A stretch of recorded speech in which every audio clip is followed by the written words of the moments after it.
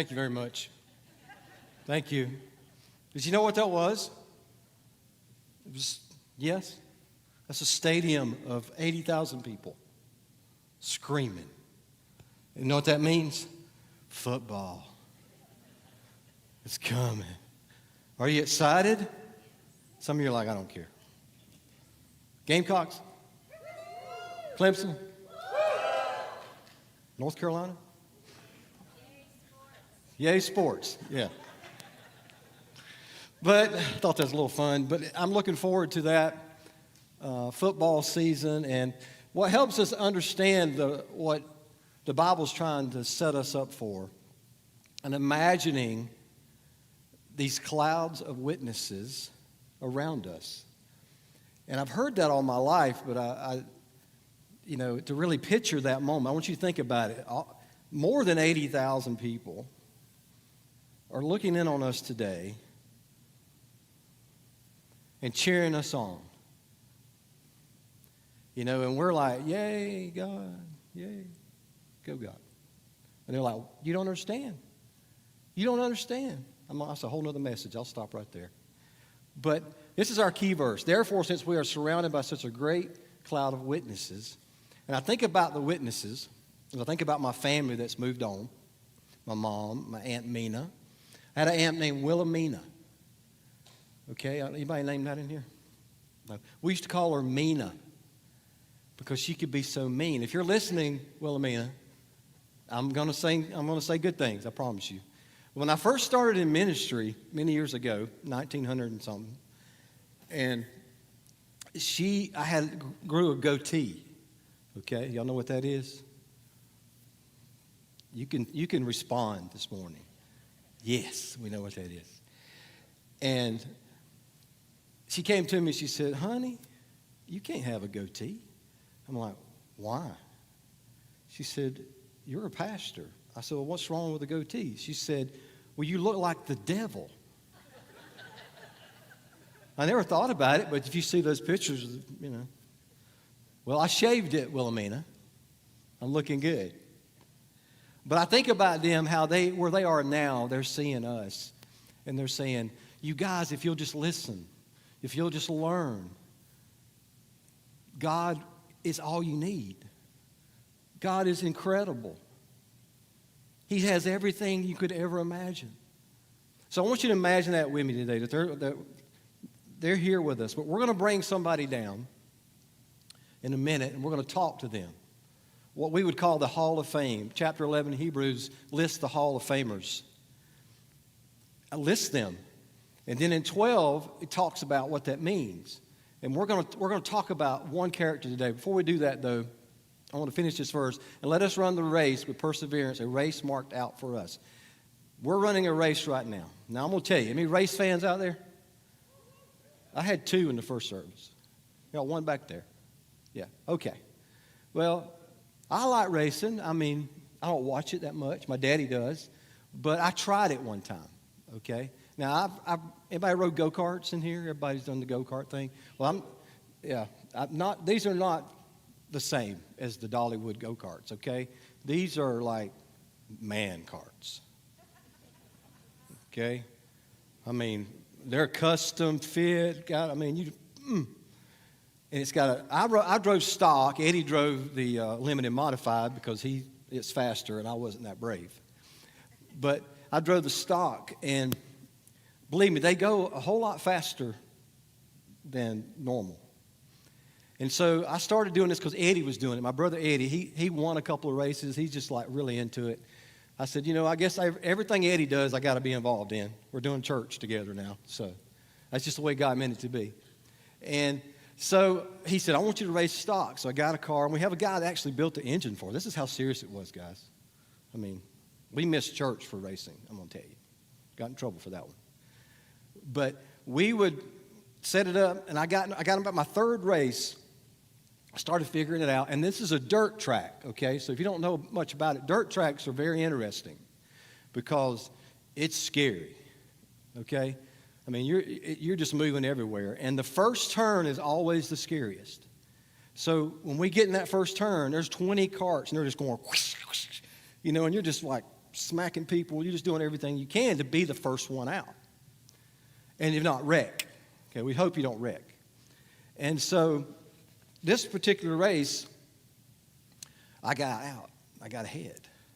And I was leading. For the first time since I've been racing, I was leading. Man, I was bad, too.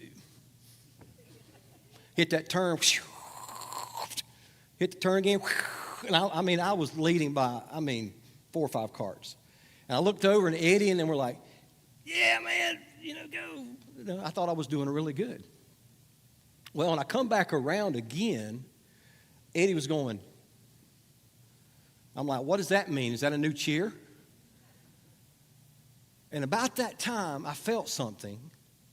It's like something bit me right here. And I looked down, and my coat was on fire. And my coat had got caught in the clutch, and it started burning, and it started coming up. And I'm like, well, that looks cool, don't it? No, I'm like, what do I do? Because this is methanol, okay? If it blows, Eddie's preaching today, okay? So I pulled in, slid in, as cool as I could be. And they picked me up off that cart like I was a child and threw me in the dirt and rolled me around, patted me out, and got the jacket on me, tried to take my clothes off. I said, stop, I'm not burning. And I was okay. I got a little burn, a little scar right here. I'm okay. But here's what the disappointment was. I was winning. All I had to do was tuck my jacket in, and it wouldn't happen. And I'll never forget it because I never went back to it. Maybe one day I will. I don't think so. No, Brenda won't let me. But I think about Jacob, and that's who we're talking about. Jacob, his life was very similar. And a lot of us are the same way. We're just racing ahead. We're just going as hard as we can. We're not even paying attention to anything around us until something blows up. You see, Jacob, out of all the ones, I'd say he's pretty complicated. Kind of like your husband's complicated, right? Your wife's complicated.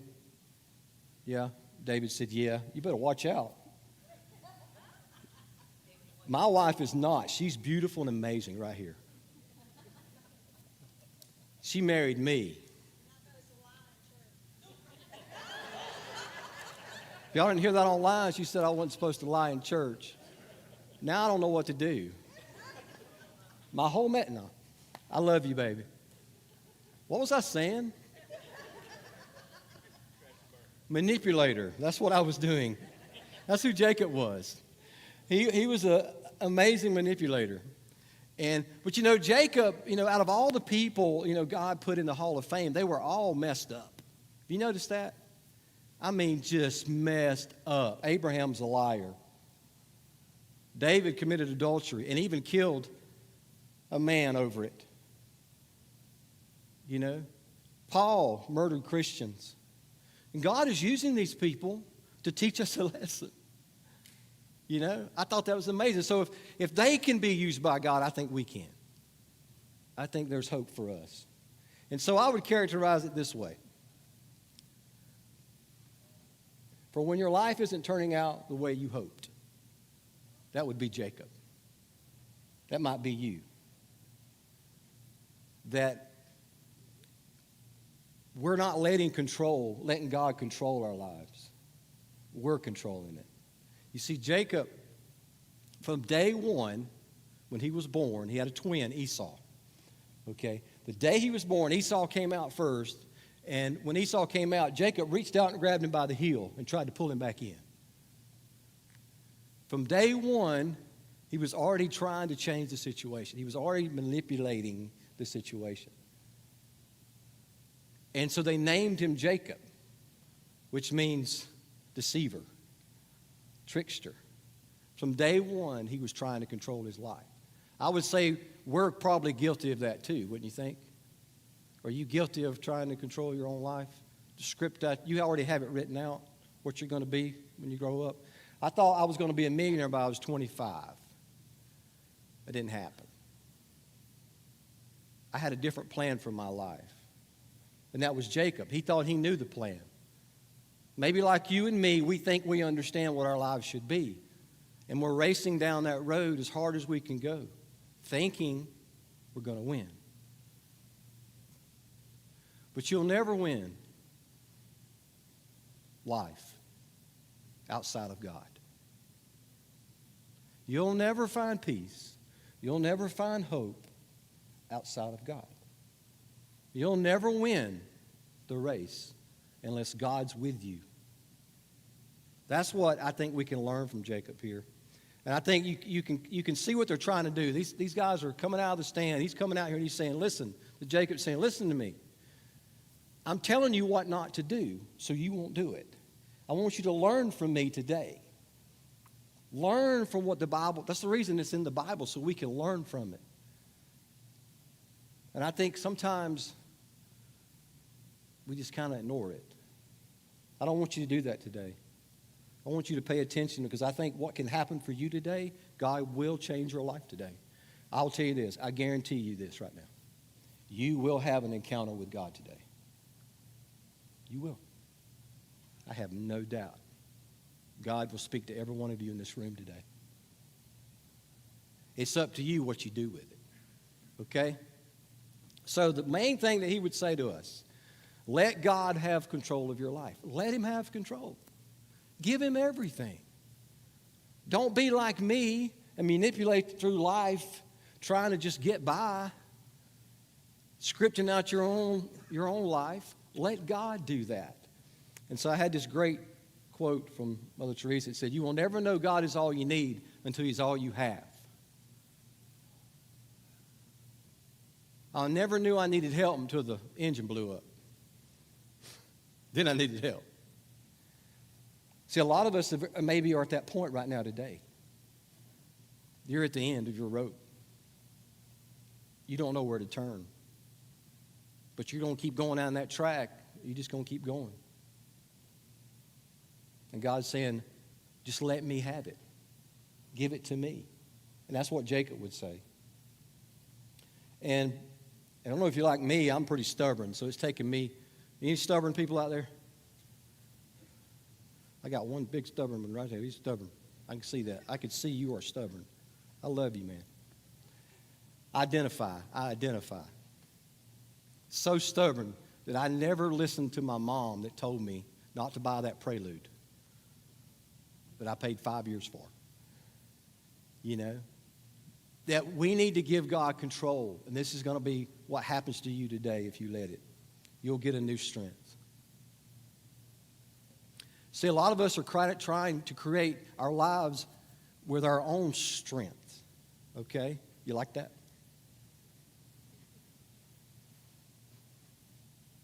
We're trying to lift our careers, lift our, jobs, make the money. There's nothing wrong with that. I want money, bring it to me. I'll take it. He said, you're right, that's a pastor for you. I'm kidding. Laugh with me. Okay. We're trying to do things in our own strength. But see, when you give control to God, when you give complete control to God, you'll get a new strength. Something you couldn't imagine. And see, this is what happened to Jacob. He met God face to face at a place, I think it's called Peniel in the Bible. And he met God face to face. It came to a point to where he had to meet him face to face. And you will too. Everyone in this room will meet God someday. We will meet face to face. And this is what happened. That night, Jacob got up and took his 2 wives, and we'll deal with that in the next series. Okay? Just pay no attention to that. His 2 female servants and his 11 sons, and crossed the ford of the Jabbok. After he had sent them across the stream, he sent over all his possessions. Excuse me, I went too fast. When the man saw that hold up, everyone. This left Jacob all alone in the camp, and a man came and wrestled him. I was told I need to say it wrestled and not wrestled. Okay? For all you correct English majors out there. Wrestled with him. Now I want you to take a look. The man, if you look at the man, the Bible talks about this was either God, some think it's probably Jesus, but an angel of the Lord. So he was wrestling.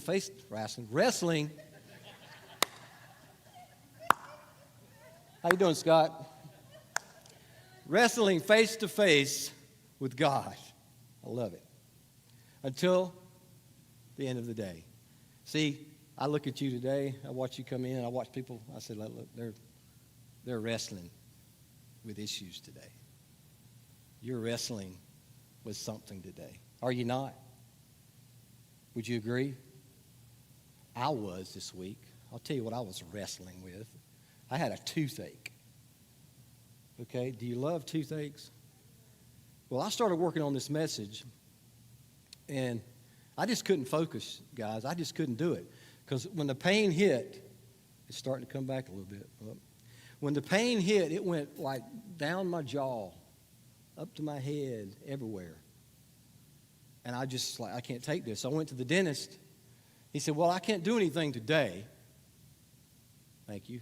I love him. He's awesome. He really is. He said, so they scheduled me to do something next week. So I got some antibiotics and stuff. So I'm pushing through today. But as that happened, me and Brenda were talking about it, the struggle, the crisis. The crisis made me point to God. It's like God saying, see, don't leave me out of what I'm doing here. Don't just put another message together and stand up there and speak.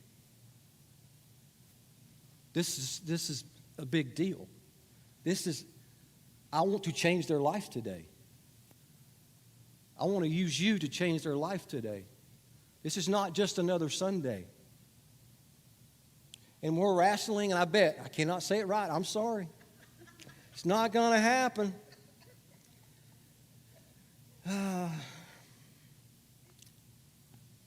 You know, I used to wrestle with my brothers, Eddie and Alan. They were older than me. And we love Wahoo McDaniel. Ric Flair. Woo! This is the body. That's what he used to say, I think. And Eddie and them would put me in the figure four all the time. Some of you wrestling people know that, right, Kyle? And it's one of those things when you're in, you have to give up because they're going to break your leg. Or they might try to break my leg, I don't know. But they were pretty mean to me, my brothers. Okay, I love you if you're watching, Eddie and Alan. Still love you. But you were mean. But we would do that, and I would not give in, guys. I was not going to give in. There's nothing you could do. You can break my leg. I'm not giving in. I am tough. And see, a lot of us are basically got that wall up this morning. You're thinking the same thing. God, I'm okay, God. I don't need you to mess with me. I'm okay.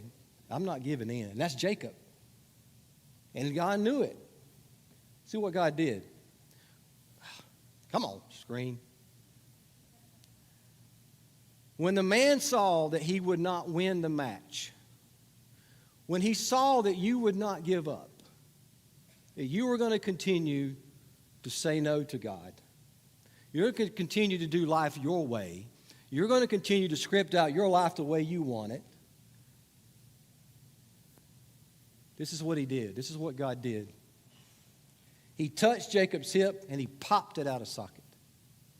He said, I'm going to teach you a lesson because you have no idea who you're dealing with. And it may sound kind of mean, but it's actually not. It's actually a lot of love. See, God allowed a crisis to get his attention. And that's what's going to happen to us. A crisis will come to get your attention. See, we think we're strong. We're not strong. Not without God. You can't do it without God. You cannot. I can't. I could not do it. I cannot do this life without God. When you came in today, I could see it in your face also that some of you are exhausted. Would you not agree? You're exhausted. You're worn out. I am. Can I just take a nap right here? I'm exhausted with trying to do life myself. I want to do life with God. And I'm a pastor. But I have to understand that I need God too. Just because I stand up here doesn't mean anything unless God's with me. So what did Jesus say about this? Come to me, all you who are weary and burdened, and I will give you rest. So Jesus has given us the answer here for your exhaustion. He's telling you what you can do. Come to him. Now, some of you may know the rest of the verse, and so, it doesn't stop here, but what if it did? What if it said, I will give you rest? All you got to do is just lay down, take a nap, do nothing. That's not what he's saying. In fact, he's saying the opposite. Take my yoke upon you and learn from me, for I am gentle and humble in heart, and you will find rest for your souls. For your soul. I looked this word yoke up. There's two meanings for it. Y'all know what a yoke is? Probably don't. I'll tell you. It's what they used to put over the ox or cattle, and it would go over their neck, and they would plow all day, and they would stay in a straight row. Okay? So there's two types of meanings for this word in the translation. The first one is more a generic type yoke, more of the Israeli Walmart version, I'd say. So, that's what, you put that yoke on your animal, and they would work all day. Next thing you know, they're bruised and bleeding because they're working on their own strength. And then Jesus, what he's talking about, his yoke, the definition he's talking about, is a yoke that's perfectly fitted for you. I bet Jesus made plenty of these in his days as a carpenter. But this yoke is perfectly fitted for you.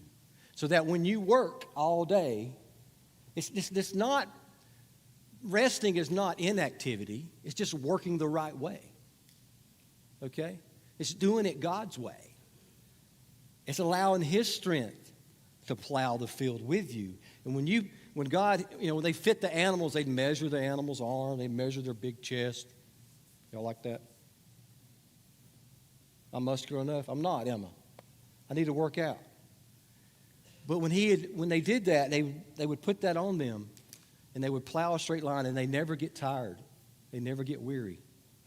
They wouldn't bleed because they were wearing the yoke perfectly fit for them. And that's what Jesus was telling us. I want to give you another illustration. I'm sorry, my screens are really all messed up this morning. Before I do this next screen, y'all ever seen an eagle fly? You know what I'm talking about? The Bible talks about it. It says, those who wait upon the Lord will fly like eagles.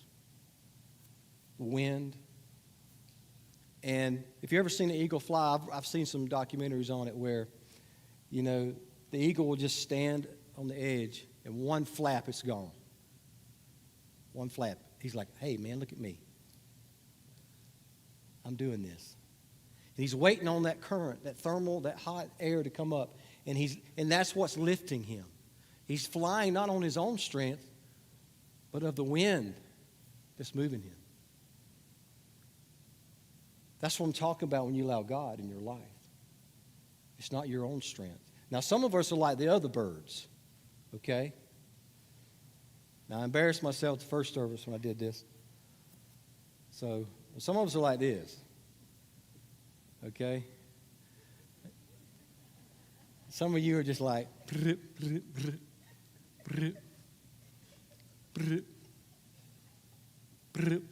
you're working really hard. And you're like, I'm going to rest for a minute. Then, you like that, Scott?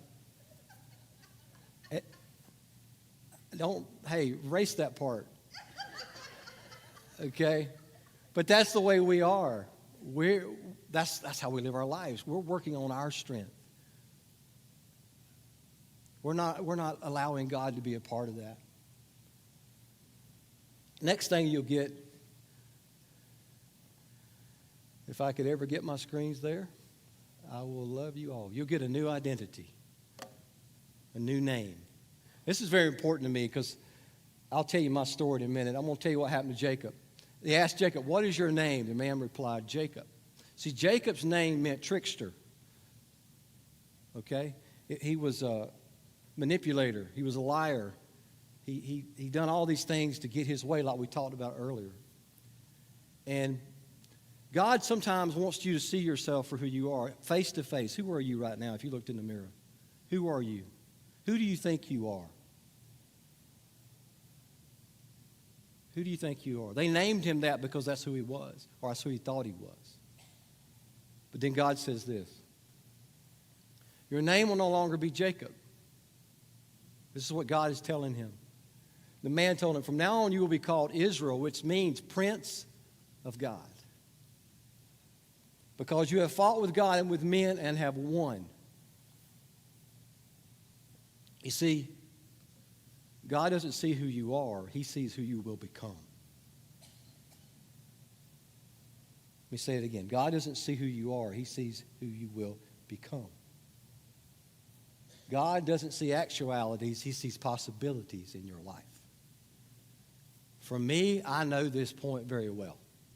Okay? I know this because I've lived this. Many years ago, before ministry, I had scripted out a life for myself. Okay, I'm a musician. I'm going to be a musician. I play piano. I'm going to be in a band. And I was in a country band for a while. Played at many places. I will not name them. And that was what I was going to be. That was what I thought I was going to be. I went to school for recording. I was going to be a producer. And I tried that, and I fought that life, and I did that life. And I'm telling you, I tried everything I could to make that life happen. I practiced every day. I spent hours and hours and hours in a studio. I still love it. And I fought that, and I have fought it my whole life. That's, God, you wouldn't give me the talent if I play piano. Shouldn't I be doing that? No, that's probably just part of what you can do. But for me, I had scripted that out. You get what I'm saying? I had thought that's what I'm supposed to do in my life. When God had a whole different direction for me. And I'll never forget it. My brother's always his fault, okay? Eddie, it's always his fault. He asked me to lead worship for the youth at Brushy Creek. Never forget it. The most horrifying experience I ever had. I was leading on piano, and in those days it was like, I got a river of life flowing out of me. Y'all know that song? No, none of you do. It's okay, band. But they're looking at me like, who is this idiot? And I'm thinking, God, no. This is not what you have for me. Are you kidding me, God? Me leading worship? Like, come on. I do not have this ability. Long story short, God allowed me to be a part of a marathon. Allowed me to see thousands and thousands and thousands of people find Christ. That's the script he wrote for me. I almost missed it. Because I wanted to keep doing my thing. Keep going my way. So, God has something for you. He's already written it out for you guys. Whatever it is, he's already got it written for you. And he brought him to Jesus. This is Andrew, brought his brother. Looked at him and said, "You are Simon, son of John." And Simon means listener of God. He said, and Jesus said, "You will be called Cephas," which is translated to Peter. See, Simon was this, he didn't do a whole lot. But Jesus saw him and said, "You know what you are? you're a kind of man I'm going to build my church on. God's looking at you and saying, you can't imagine what I can do with your life. If you'll let me, I can do amazing things with your life. If you'll just let go and let me have control. Boy, I can see it in your face. It's just so difficult. We want to drive the car so bad. We don't care if it's on fire.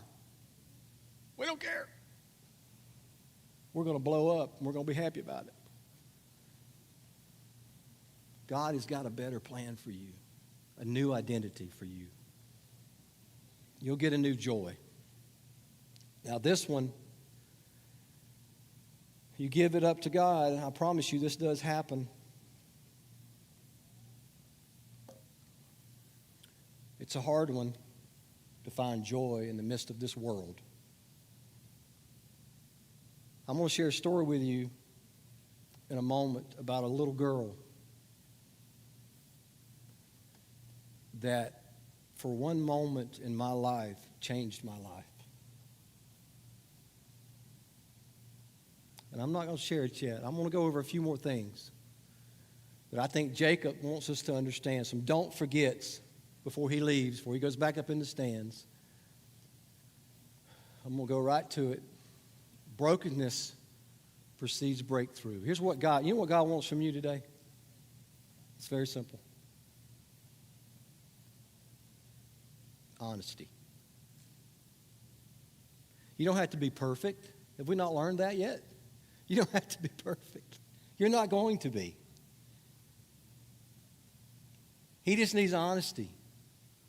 You say, God, I only sinned 9 times this week instead of 10. I'm doing good. Yeah. I still love you. Brokenness. We cannot be who God intends us to be and at the same time hold on to what we think we should be. Do I need to say that again? We cannot be who God intends us to be, okay? And at the same time hold on to what we think we should be. I want you to do something for me. Help illustrate this for you. I want you to hold your hands up like this. Put them in a fist. You want to fight? Everybody do that right there. Come on. It's in church. It don't matter. Hit your neighbor. Oh, man, don't hit them that hard. Look like somebody enjoyed that. No, put them back up. Come on. I'm not done with you. This is what you're doing, right? This is your life right now. How long do you think we can stay like that before you get tired?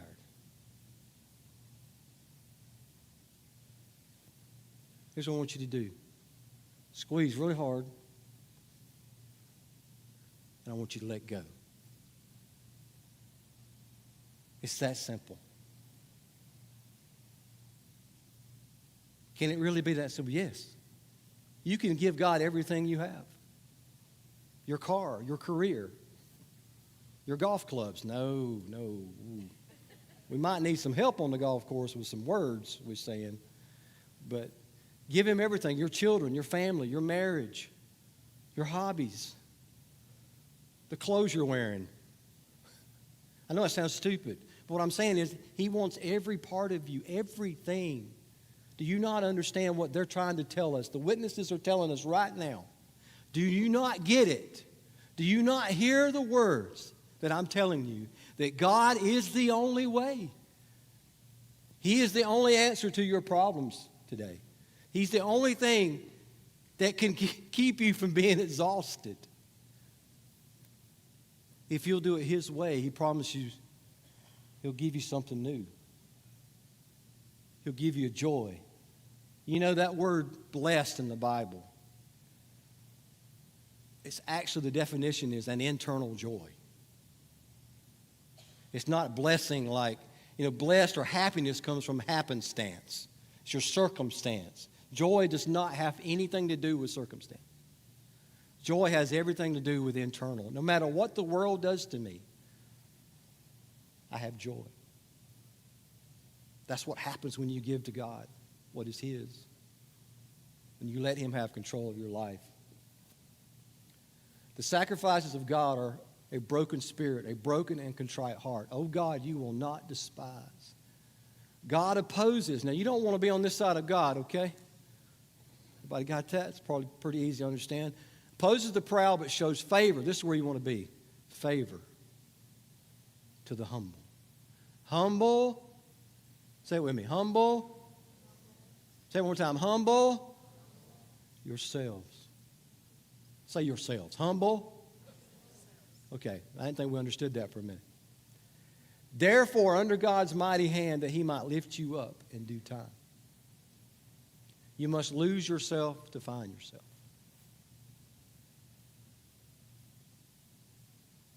Calling the crowd to join His disciples. This is what Jesus is doing. This is what I'm doing this morning. I'm standing up here and I'm calling to you. Calling to you watching online. I'm calling out to you. This is your chance to join. This is your chance to be a disciple. He said, anyone who intends to come with me has to let me lead. You're not in the driver's seat. I am. If you try to hang on to your life, you will lose it. But if you give up your life for my sake and for the sake of good news, you will save it. Don't allow what you think you want to get in the way of what God may want for you. Okay? Now, when you find yourself on God's terms, you find fulfillment. And I want to talk about that for a minute. Fulfillment. I'm going to tell you about that story I was going to tell you earlier. See, a lot of us hold on to our life because we don't understand the nature of God. We really don't. I think as church, we've kind of messed up in some ways that we haven't really taught the true nature of God. I think sometimes we teach God is about being perfect, about doing the right things.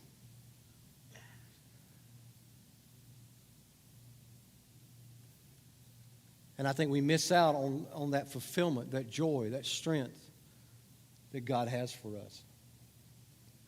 And for me, being in church for my whole life, being in ministry for many years, I've kind of sometimes become numb to the process. Just being honest with you. I don't want to be that way. Sometimes I get tired. I have a toothache. I get exhausted. Lights blinked. Don't know why.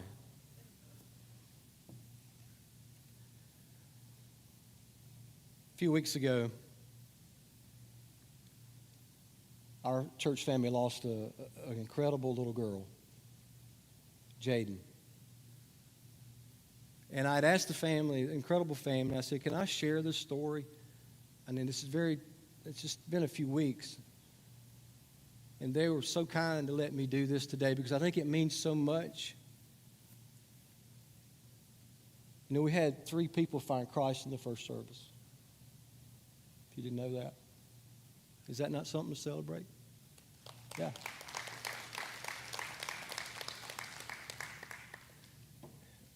Well, let me just say this. I went to the service, okay? I'm sitting in the service. Like I said, I've been to many services, and I've done some, and they're never easy.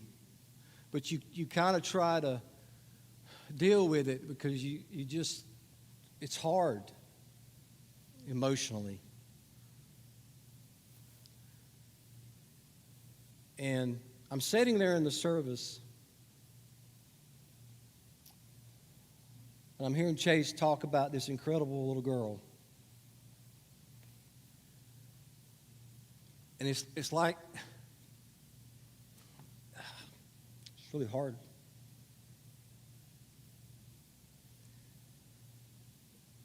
The joy that I saw in a 9-year-old that had 30 plus surgeries, I'm like, am I missing something?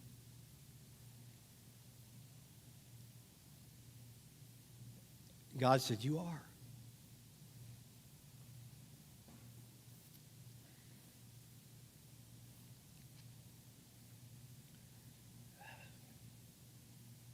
I always seem to cry, don't I? You are missing something, Bryan. There's this unspeakable joy that you cannot imagine that I provide. There's an unspeakable strength that I provide for you, and you turn away from me every time. I come with you time after time after time, and you get close. You get some encounters with God. Some of you do too. You come to church, you get a good feeling, you get a close encounter, but you never change your life. You just keep on. You never change. And for that moment, for me, guys, it changed my life. And I wanted you to know that. And as hard as it is to talk about, the joy, the unspeakable joy of Jesus Christ and his love, it's so amazing. I don't even know how to describe it to you. You have to decide, is today the day I'm going to encounter God? Like I told you at the beginning, you're going to encounter God today. You are. And so what I'm going to do, I'm going to show you a video of Jaden.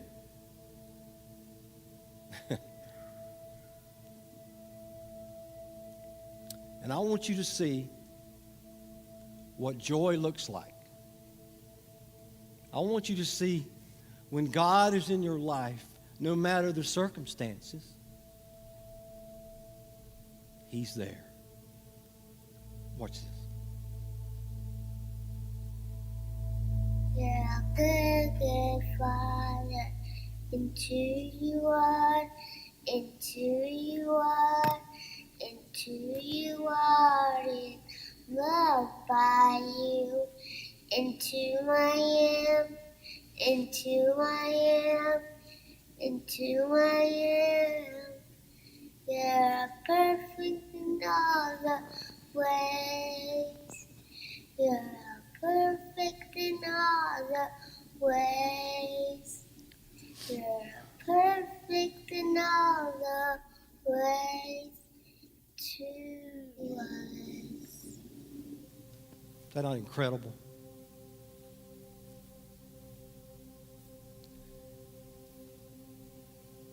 This is your moment.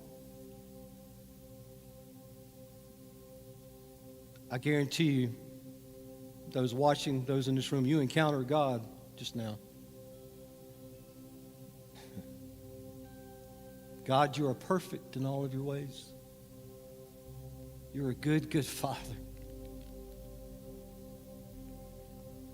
And from a little girl, he talks about that. Come to me as children. God, it rocked me. I want that joy. I want you to know that joy. I don't want you to leave today without at least considering giving your life to Christ. At least turning your life around. And say, God, I'm not going to run down that road. I'm not going to continue to write my own script. I want your way. I want your life, what you have for me. I want you to turn things around. I want to follow you now. I want you to stand with me. I'm going to give you a chance to do that. I'm going to read something to you.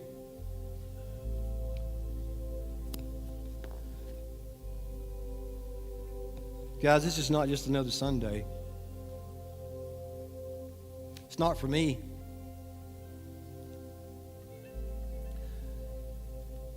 Today is the day that you can change your life. Not for me. God is waiting. And I want to show you what you can do. Here's what the Bible tells you to do. If you want to know what to do, here it is. So here's what I want you to do. It's that simple.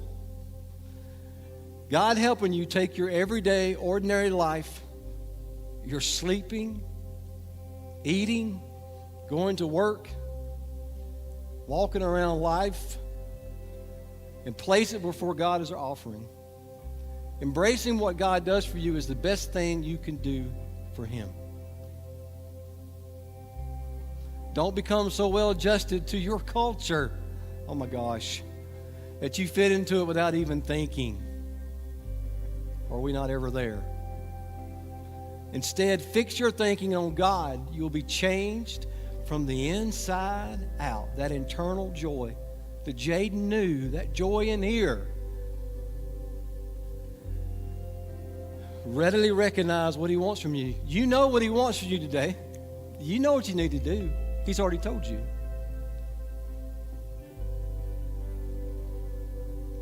You just need to respond. You just need to do it.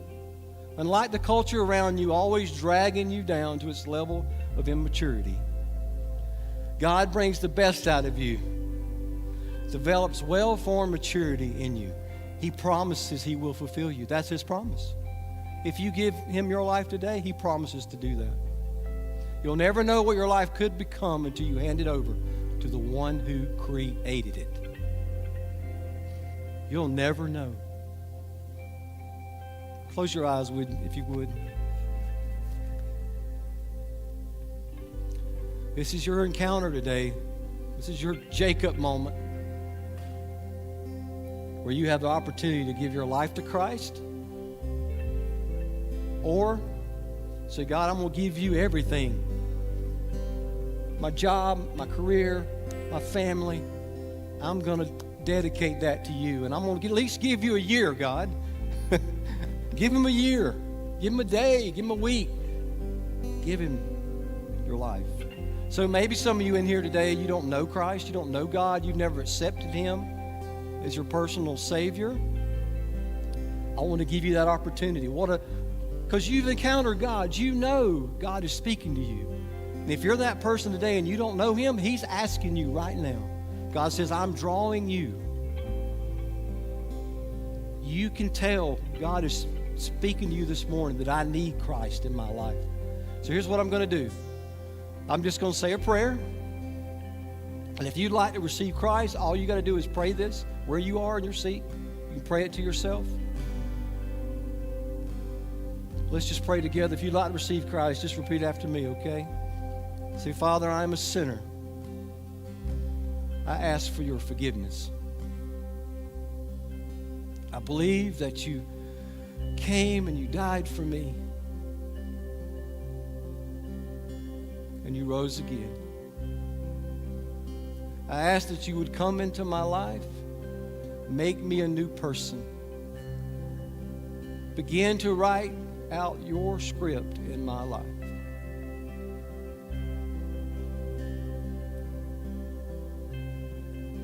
Everybody with their heads bowed, please, still. I want to ask a question. If you prayed that prayer this morning, you prayed that prayer for the first time, I want you to just raise your hand wherever you are. Because we just want to, awesome. That's awesome. This day, this encounter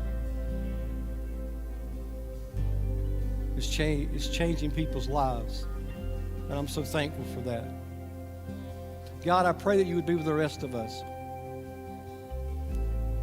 That we're struggling, we're wrestling with you. We're just fighting. I pray that you would help us to let go and give in.